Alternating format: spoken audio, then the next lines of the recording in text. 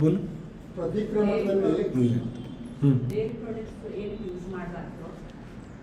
क्या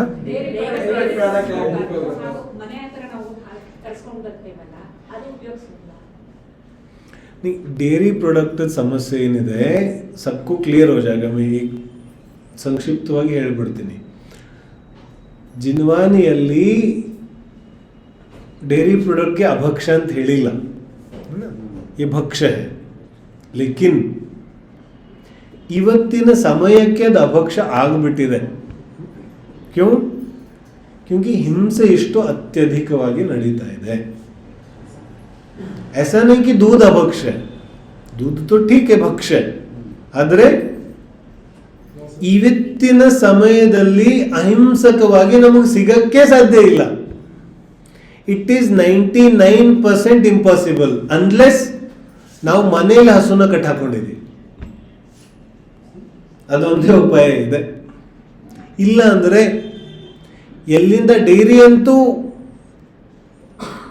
ವಿಚಾರಣೆ ಮಾಡ್ಲಿಕ್ಕೆ ಸಾಧ್ಯ ಇಲ್ಲ ಆದ್ರೆ ಯಾವ ನಾವು ಅಲ್ಲಿ ಇಲ್ಲಿಂದ ಹೋಗಿ ತಗೊಂಡ್ಬರ್ತೀವಿ ಅಲ್ಲೂ ಸಮಸ್ಯೆ ಇದೆ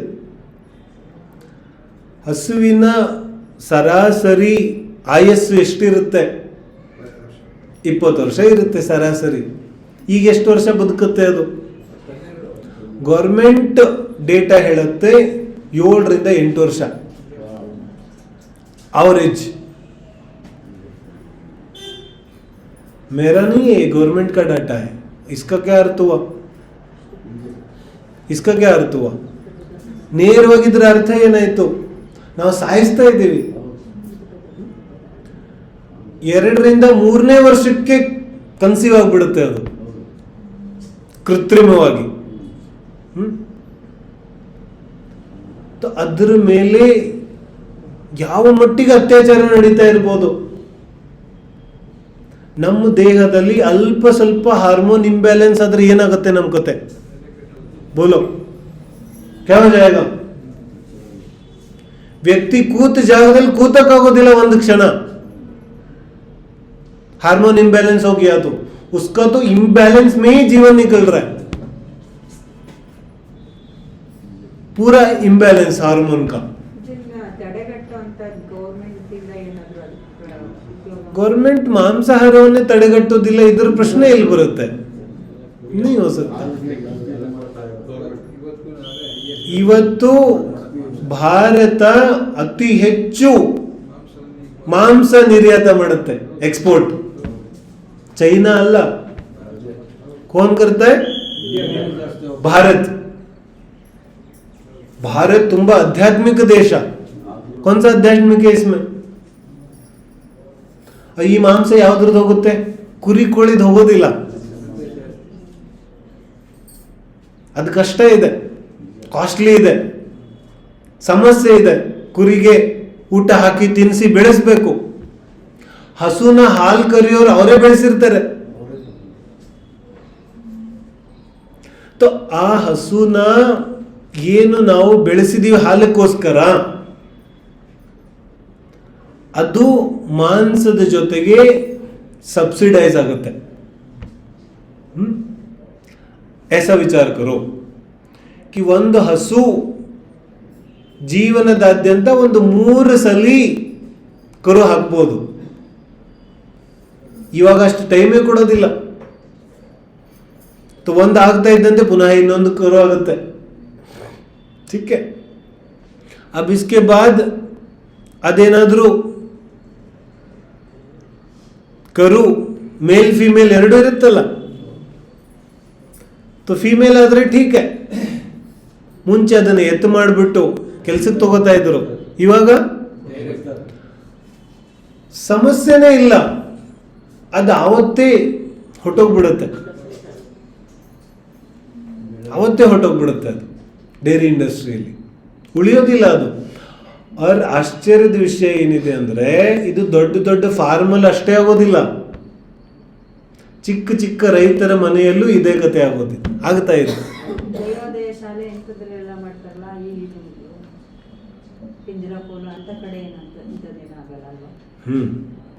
तो कंपैरेटिवली वो अच्छा है कंपैरेटिवली पूरा अच्छा है ऐसा नहीं कह सकते, ಕಂಪ್ಯಾರಿಟಿವ್ಲಿ ठीक है. ಯಾಕಂದ್ರೆ ಸಮಸ್ಯೆ ಏನಾಗುತ್ತೆ, ಹಿಂದಿನ ಕಾಲದಲ್ಲಿ ಸ್ವಲ್ಪ ಕಷ್ಟ ಇತ್ತು, ಇವಾಗಂತೂ ವಿಜ್ಞಾನ ಎಲ್ಲ ಬೆಳೆದಿದೆ, ನಮಗೆ ಪರ್ಯಾಯ ಆಹಾರ ಪದ್ಧತಿ ಎಲ್ಲ ಗೊತ್ತಿದೆ. ಸತತವಾಗಿ ಯಾವುದ್ರ ಮೇಲೆ ಹಿಂಸೆ ನಡೀತಾನೆ ಇದೆ, ಅದು पंचेंद्रिय ಹಿಂಸೆ ಅಲ್ಲವೇನು? बोलो, किसी को इसमें शंका है? ये तो सरासर पंचेंद्रिय की हिंसा है ना. ಹುಟ್ಟಿದ ತಕ್ಷಣನೇ ಯಾವ ಕರುನ ನಾವು ಸ್ಲಾಟರ್ ಹೌಸ್ ಕಳಿಸ್ತಾ ಇದ್ದೀವಿ. ಹುಟ್ಟಿದ ತಕ್ಷಣ उसने क्या ऐसा अपराध किया था? बोलो. और किसकी वजह से हो रही है? दूध पीने वालों की वजह से. माता पिता सबको, अरे दूध नहीं पिएगा तो क्या करेगा, इतनी तो ನಮ್ಮ ಆತ್ಮಿಕ ಹೇಳ್ತಾರೆ ಎಲ್ಲರೂ, ಹಾಲು ಕೊಡ್ಸೋದಿಲ್ಲ ನೀವು, ಪತಾ नहीं क्या हो जाएगा, कुछ नहीं होने वाला. ಪರ್ಯಾಯ ವ್ಯವಸ್ಥೆ ಎಲ್ಲ ಇದೆ. ಆದ್ರೆ ವಾಸ್ತವಿಕ ವಿಷಯ ಇದೆ, ಪಂಚೇಂದ್ರಿಯ ಜೀವಿಯ ಹಿಂಸೆ ನಡೀತಾ ಇದೆಯೋ ಇಲ್ವೋ? ಖಂಡಿತವಾಗೂ ನಡೀತಾ ಇದೆ. ನ್ಯಾಚುರಲ್ ಗರ್ಭಾಧಾನ ಅಂತೂ ವ್ಯವಸ್ಥೆನೇ ಇಲ್ಲ ಈಗ. ವ್ಯವಸ್ಥೆನೇ ಇಲ್ಲ. ಅದರ ಒಂದು ಪದ್ಧತಿ ಇನ್ನೂ ಭಯಾನಕವಾಗಿದೆ, ಇನ್ನೂ ಭಯಾನಕ ಇದೆ. और ಎಷ್ಟು ಹಸುಗಳಿದೆ? 20-25 ಕೋಟಿ. ಅಷ್ಟು ಡಾಕ್ಟರ್ಗಳಿಲ್ಲ ನಮ್ಮಲ್ಲಿ, ವೆಟರ್ನರಿ ಡಾಕ್ಟರ್. ಅವುಗಳ ಟ್ರೀಟ್ಮೆಂಟ್ ಯಾರು ಮಾಡ್ತಾರೆ? ಹಳ್ಳಿಯಲ್ಲೇ ಯಾವನಿಗೋ ಒಬ್ಬನಿಗೆ ಅಶಿಕ್ಷಿತನಿಗೆ ಕಲಿಸ್ಬಿಡ್ತಾರೆ. ಅವನು ಹಸು ಮೇಲೆ ಏನ್ ಬೇಕಾದ್ರೂ ಅತ್ಯಾಚಾರ ಮಾಡ್ಬೋದು, ಯಾಕೆ ಹಸು ಮಾತಾಡೋದಿಲ್ಲ. वो कुछ भी कर सकता है, वो वापस आके बोलेगा थोड़ी.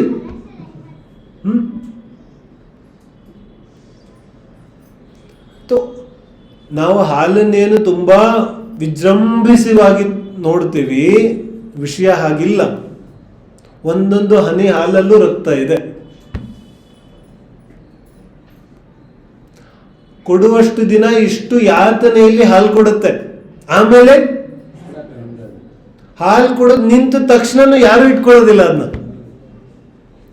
ಫಾರ್ಮರ್ ಅಷ್ಟೇ ಅಲ್ಲ, ಯಾವ ರೈತರು ಇಟ್ಕೊಳ್ಳೋದಿಲ್ಲ, ಇಟ್ಕೊಳ್ಳೋಕೆ ಸಾಧ್ಯ ಇಲ್ಲ, ಅವರಿಗೆ ಪಾಸಿಬಲೇ ಇಲ್ಲ ಅದು.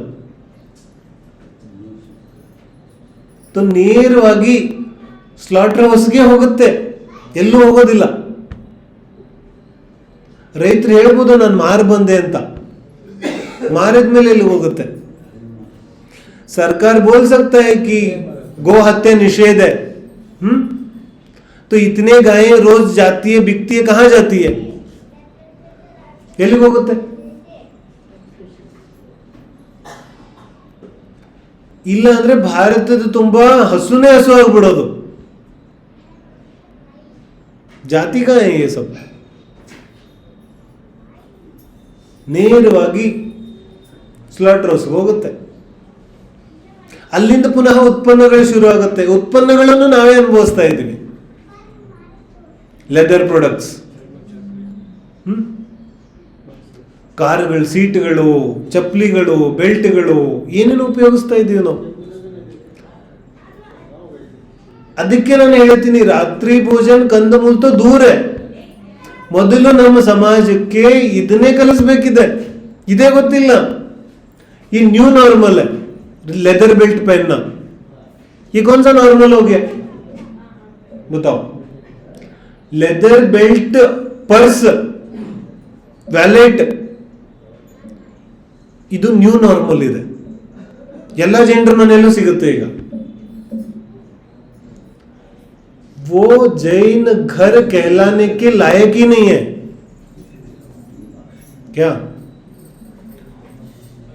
जैन ಅಂತ ಕರೆಯೋಕ್ಕೂ ಸಾಧ್ಯ ಇಲ್ಲ ಅವ್ರನ್ನ, जिस घर में चमड़ा होता है. ಜೈನ್ ಅಂತ ಹೆಂಗ್ ಕರೆಯೋದು ಅವ್ರನ್ನ? ಕಂದಮೂಲ ಅಂತೂ ದೂರ ಇದೆ. ಏತೋ छोड़ो पहले.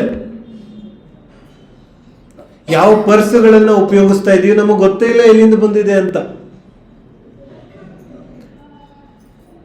ಎಷ್ಟು ಪ್ರಕಾರದ ವಸ್ತುಗಳಿದೆ ಲೆದರ್ದು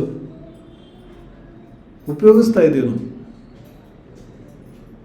ಕಾಸ್ಮೆಟಿಕ್ಸ್ಗಳಲ್ಲಿ ಎಷ್ಟು ಪ್ರಕಾರದ ಮಾಂಸಾಹಾರ ಬರ್ತಾ ಇದೆ ಗೊತ್ತಿಲ್ಲ. ಎರಡೂ ಕಡೆಯಿಂದನೂ ಇದು ಸಂಪೂರ್ಣವಾಗಿ ಪಂಚೇಂದ್ರಿಯ ಜೀವಿ ಹತ್ಯೆ ಇದೆ. ಜಿನ್ವಾನಿ ಮೊದಲನೇ ಉಪದೇಶ ಅಂತೂ ಪಂಚೇಂದ್ರಿಯ ಜೀವಿಯನ್ನ ಉಳಿಸೋದಿದೆ. ಏಕೆಂದ್ರೆ ಹತ್ಯೆ ಮಾಡಬಾರ್ದು ಅಂತಲ್ಲ, ಪೈಲ ಸ್ಥೂಲ ಹಿಂಸೆ ಅಂತೂ ಬಿಡ್ಬೇಕಲ್ಲ. ಅತಿ ಸ್ಥೂಲ ಹಿಂಸೆ ಇದೆ, ಇದು ಕಣ್ಣು ಮುಂದೆ ಕಾಣಿಸೋ ಹಿಂಸೆ ಇದೆ. हमें किसने अधिकार दिया बोलो? ಅದನ್ನ ನೋಡ್ಕೊಳ್ಳಿಲ್ಲ, ಅದ್ರ ವ್ಯವಸ್ಥೆ ಮಾಡಲಿಲ್ಲ, ಅದ್ರ ಬಗ್ಗೆ ವಿಚಾರಿಸಲಿಲ್ಲ. ಅದ್ರ ಹಾಲನ್ನ ತಿನ್ನೋ ಅಧಿಕಾರ ಯಾರು ಕೊಟ್ರು ನಮಗೆ? ಕಿಸ್ನೆ ದಿಯಾ ಅಧಿಕಾರ? ಹಸುಗೆ ಜೀವಿಸೋ ಅಧಿಕಾರ ಇಲ್ಲ.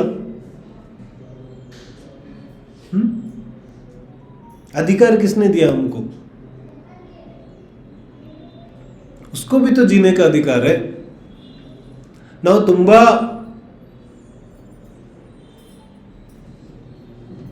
ಅಹಂಕಾರ ಪಟ್ಟು ಹೇಳ್ತೀವಿ ನಾನು ಮಾಂಸಾಹಾರ ಮಾಡೋದಿಲ್ಲ ಅಂತ. ये सब मांसाहार का पोषण है, बिल्कुल. ಇದು ಅತಿಶಯೋಕ್ತಿ ಇಲ್ಲ.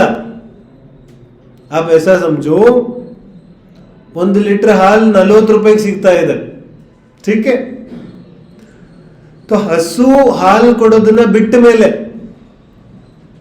ಹಸು ಅನ್ನೋನ್ ಮಾರಕ್ಕೆ ಹೋದಾಗ ಪುನಃ ಹಸು ಎಷ್ಟಕ್ಕೆ ತಂದಿದ್ದ ಅಷ್ಟಕ್ಕೆ ಸೇಲ್ ಆಗುತ್ತೆ.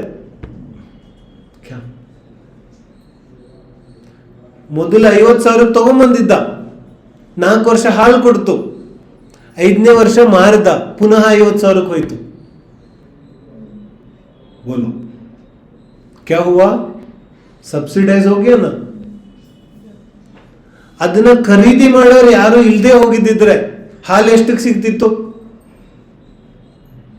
बोल 40 ರೂಪಾಯಿ में मिलता. ಯಾಕಂದ್ರೆ ಟೋಟಲ್ ಇನ್ವೆಸ್ಟ್ಮೆಂಟ್ 1 ಲಕ್ಷ ಆಯ್ತು. ಮತ್ತಿನ್ನದು ಸಾಯೋ ತನಕ ಅದು ನೋಡ್ಕೋಬೇಕು.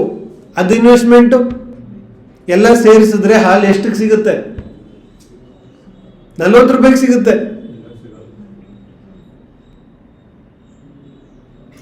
ಪತಾನೆ 200-300 ರೂಪಾಯಿಗೆ ಹಾಲಿಗೆ ಸಿಗಬೇಕು ಲೆಕ್ಕ. यदि अहिंसक रीति से उत्पन्न हो तो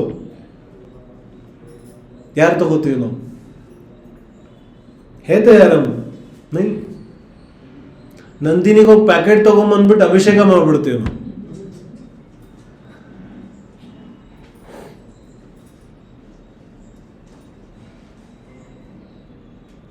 ಸಂಪೂರ್ಣವಾಗಿ ಇದು ಪಂಚೇಂದ್ರಿಯ ಹಿಂಸೆ ಇದೆ.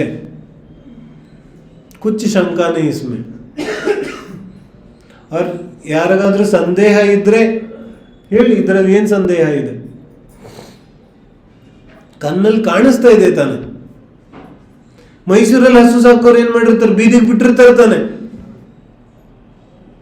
ಏನ್ ತಿಂತಾ ಇರುತ್ತೆ ಬೀದಿಗೆ? ಅದು ಅಪರಿಚಿತ ದುಃಖ ಇದೆ. ಹೊಸದ ಕಲಿಬೇಕಾಗಿದೆ. ನೈ ಮಾಂತಾನ ಹಾಲ್ ಬಿಡೋದ? ಅಯ್ಯೋ, ಹೆಂಗ್ ಬಿಡೋದು?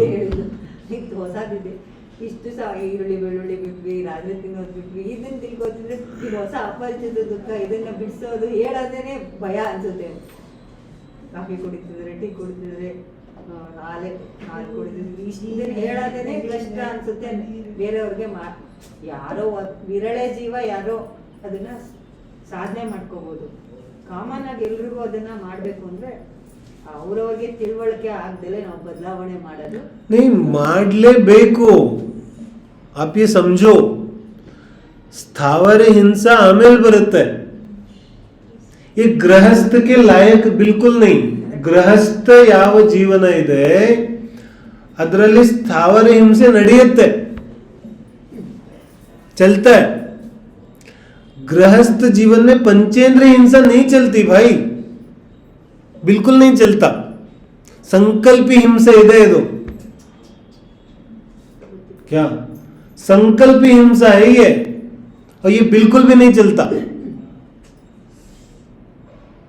ಏಕೇಂದ್ರಿ ದ್ವೇಂದ್ರಿ ತಕ್ ತೋ ಗೃಹಸ್ಥನ ಜೀವನದಲ್ಲಿ ಹಿಂಸೆ ಆಗುತ್ತೆ, करता है ये हिंसा, ठीक है. ಲೇಕಿನ್ ಈ ಎಲ್ಲದಕ್ಕಿಂತನೂ ದೊಡ್ಡ ಹಿಂಸೆ ಇದೆ ಇದು.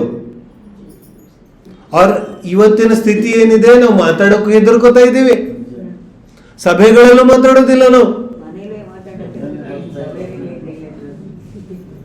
डर लगता है. किस बात का डर है सो है, हिंसा चल रही है प्रत्यक्ष. तो ಕಣ್ಣಿಗೆ ಕಾಣಿಸೋದನ್ನ ನಾನು ಮುಖ ತಿರ್ಸ್ಕೊಂಡ್ಬಿಡೋದು. हम बात कर रहे थे ना, आंखों में दिखाई दे रहा है और मुंह फेर लिया, चलने दो, मुझे तो पीना है ना, मुझे तो पीना ही है. ऐसा नहीं चलेगा धर्म, है ना. तो ಗೃಹಸ್ಥ ಜೀವನದಲ್ಲಿ ಯಾರು ಎಷ್ಟು ಪಾಲನೆ ಮಾಡ್ತಾರೆ ಅದು ದೂರ, ಅದು ಅವ್ರವ್ರಿಗೆ ಬಿಟ್ಟಿದ್ದು. मैं बोलता भी नहीं किसी को, ಆಚೆಗೆ ಹೋದ ತಕ್ಷಣ ಏನ್ರಿ ಮಾಡೋದು ಇವಾಗ ಅನ್ಸುತ್ತೆ, ಯಾಕಂದ್ರೆ ಒಬ್ಬೊಬ್ರು ಕೇಳ್ತಾರೆ. मैं बोलता भी नहीं किसी को, लेकिन ಜೀವನದಲ್ಲಿ ಪಂಚೇಂದ್ರಿಯ ಹತ್ಯೆ ಸ್ವೀಕಾರ ಇಲ್ಲ, ये स्वीकार नहीं हो सकता. बाकी सब ಅವ್ರವ್ರಿಗೆ ಬಿಟ್ಟಿದ್ದಿದೆ. पंचेंद्रिय हिंसा कैसे स्वीकार होगा बोलो. ಕಣ್ಣು ಮುಂದೆ ಹಸು ಹತ್ಯೆ ಆದ್ರೆ ನೋಡಕ್ಕಾಗುತ್ತೇನೋ ಯಾರಿಗೆ, कौन देखेगा बोलो, नहीं देखोगे ना. तो फिर उसका कारण क्यों बनना है. ಹತ್ಯೆ ನೋಡಕ್ಕಾಗೋದಿಲ್ಲ ಅಂದಮೇಲೆ ಕಾರಣ ಇವತ್ತು ನಡೀತಾ ಇದೆ. ಇವತ್ತಿನ ಯುವಕರಿಗೆ ಮಾಂಸಾಹಾರ ಎಲ್ಲಿಂದ ಬರ್ತಾ ಇದೆ ಗೊತ್ತಿಲ್ಲ, ಪ್ಯಾಕ್ ಆಗಿ ಬರ್ತಾ ಇದೆ वेजिटेबल तरह. यदि वो जाके देखे ना गला कटता हुआ, तब तो नहीं खा पाएंगे. ಹೇಳಿ ಹೇಳಿ ಹೇಳಿ ಒಂದ್ ಸ್ವಲ್ಪ ಕೇಳಿ ಕೇಳಿ ಹೇಳಿದ್ರಲ್ಲ, ಚಿನ್ವಾಣಿ ಕೇಳಿ ಕೇಳಿ ಅಭ್ಯಾಸ ಆ ತರ ಹಾಗೆ ಆಗಿ ಬಿಡ್ಬೇಕು, ಬದಲಾವಣೆ ಆಗ್ಬೇಕು ಹೊರತು ಸುಮ್ಮನೆ ಒಂದ್ಸತಿ ಹೇಳಿ ಅಥವಾ ಪುಸ್ತಕ ಓದಿ ಇಟ್ಬಿಟ್ಟೆ ಹಿಂಗೆ ಅಂದ್ರೆ ಅದು ಲಾಗುವ ನಮ್ಗೆ ಆಚರಣೆಗಳು ಬರಲ್ಲ. ಒಂದ್ ಸ್ವಲ್ಪ ಜನ ಆದ್ರೂ ಕೇಳಿದವರಾದ್ರೂ ಅದ್ರ ಬಗ್ಗೆ ಭಾವ ಪೂರ್ತಿ ಆಗ್ಬೇಕಾದ್ರೆ ಪದೇ ಪದೇ ರಿಪಿಟೇಷನ್ ವಿಚಾರಗಳು ಚಿಂತನ ಮಂಥನ ನಡೀತಿರ್ಬೇಕು. ಆ ಥರ ಏನಾದ್ರೂ ಅದಕ್ಕೆ ಸೊಲ್ಯೂಷನ್ ಒಂದಷ್ಟು ಜನಕ್ಕಾದ್ರೂ ಮಾಡೋಕ್ಕಾಗುತ್ತೆ. ಎಲ್ರಿಗೂ ಮಾಡೋಕ್ಕಂತೂ ಸಾಧ್ಯ ಆಗದೆ ಇರೋಂಥದ್ದು ಅನ್ಸುತ್ತೆ. ಎಷ್ಟು ಜನಕ್ಕೆ ಮಾಡೋಕ್ಕಾಗುತ್ತೆ ಅಷ್ಟು ಜನ ಮಾಡೋದಂತೂ ಸತ್ಯ ಇದೆ. ಯಾರಿಗೆ ಹೆಂಗೆ ಸಾಧ್ಯ ಇದೆ ನಿಧಾನವಾಗಿ ಅವರು ಅವರ ಆರೋಗ್ಯ ಸ್ಥಿತಿಯನ್ನು ನೋಡಿ ಮಾಡೋದಿದೆ. ಆದರೆ ಹಿಂಸೆ ಅಂತೂ ಖಂಡಿತವಾಗಿಯೂ ಇದೆ. तो ಹಿಂಸೆ ಇದೆ ಅನ್ನೋದಾದ್ರೂ ನಮಗೆ ಗೊತ್ತಾಗಬೇಕಲ್ಲ. ಯही नहीं पता हो तो है ना. तो ಹಿಂಸೆ ಇದೆ ಅನ್ನೋದು ಫಸ್ಟ್ ಗೊತ್ತಾಗಬೇಕು. ಆಮೇಲೆ ನಮ್ಮ ಸ್ಥಿತಿಯನ್ನು ನೋಡಿ ನಾವು ನಿರ್ಣಯ ಮಾಡ್ಬೋದಿದೆ. ಆದರೆ ಹಿಂಸೆ ಇದೆ, ಹಿಂಸತ್ವ ಹಿಂಸೆ ಇದೆ ಅನ್ನೋದು ಅಲ್ಲಿ ನೋಡಿದಾಗ ಪಾಪಗಳು ಅದನ್ನ ಅನ್ಕೊಂಡು ಹಿಂಸೆ ಆಗ್ತಿದೆ ಅಂತ ನಮಗೆ ನಾವು ಇದನ್ನ ಅನ್ಬೇಕು, ಗೊತ್ತಾಗ್ಬೇಕಲ್ವಾ. आप बताओ किस देश में इतना दूध पिया जाता है. जापान में, चाइना में, यूएस में, यूके में कहाँ पिया जाता है बोलो. कहीं नहीं पिया जाता. ये भारत के लोग ही ऐसे बने हुए हैं, कहीं नहीं होता इतना दूध. वो जिंदा नहीं है क्या, है ना जिंदा. ಜಪಾನಲ್ಲಿ ನಮ್ಗಿಂತ ಜಾಸ್ತಿ ಜೀವನ ಮಾಡ್ತಾರೆ ಅವರು. ಆ ದೇಶದಲ್ಲಿ ಮುದುಕರು ತುಂಬಿದ್ದಾರೆ. नहीं वो खाते सोयाबीन. तो इसका अर्थ क्या हुआ, दोनों तरफ से गए ना हम लोग. एक तरफ से ನಾವು ಹೇಳ್ತಿದೀವಿ ಮಾಂಸಾಹಾರ ಮಾಡೋದಿಲ್ಲ ತಿನ್ನೋದಿಲ್ಲ ಅಂತ, ಬೇರೆಯವ್ರಿಗೆ ತಿನ್ನಿಸ್ತಾ ಇದೀವಿ. और दूसरी तरफ दूध भी पी रहे. दोनों तरफ से गए ना. ನಾವು ಹಿಂಗ್ ಮಾಡಿ ನಾನು ಕೆಟ್ಟ ಕೆಲಸ ಮಾಡೋದಿಲ್ಲ, ಬೇರೆಯವರಿಂದ ಮಾಡಿಸ್ತೀನಿ. ऐसा कैसे हो गया. मैं नहीं करता तो दूसरे से भी नहीं कराऊंगा ना. तो दोनों काम नहीं होना चाहिए. ठीक है, चलो. ಪ್ರತಿಕ್ರಮಣದಲ್ಲಿ ಅಬೋಧ ಜ್ಞಾನಿ ಅಂತ ಒಂದು ಪದ ಬರ್ತದೆ. ಅಬೋಧ ಜ್ಞಾನಿ ಅಂದ್ರೆ